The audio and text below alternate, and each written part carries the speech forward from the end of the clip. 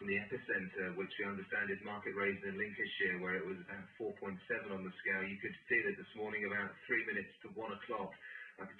Something what woke me up was the pictures on the wall and the mirror rattling against the wall as though some large vehicle was driving by, but of course there was no large vehicle, and I thought immediately after about 10 seconds that it must have been some sort of earth tremor.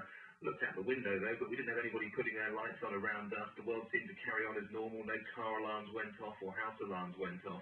And I sort of dismissed it, went back to bed really, until work called a little while ago to say how serious it was. I mean, here, up in the sort of West Yorkshire, North Yorkshire border, I would say that people probably noticed it, no doubt, that it hadn't caused any damage, but of course we are getting reports that in places such as Gainsborough in Lincolnshire, there has been some structural damage to houses, and of course that's much nearer the epicentre of this earthquake and tremor, and so that you would expect more damage in that area.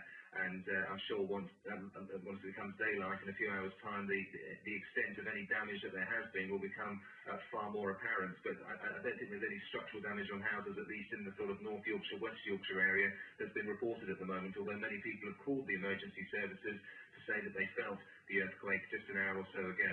How often there are further tremors when there's been an earthquake like this?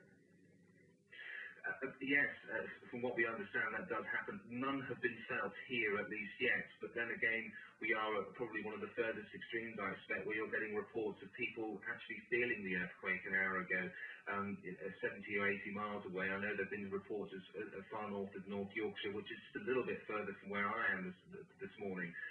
But no aftershocks have been felt, and I've been awake since it happened, really. So nothing more has been felt yet. So let's hope that's just it, and that there are going to be no after effects of what's happened already. Danny Savage reporting there from Wetherby in West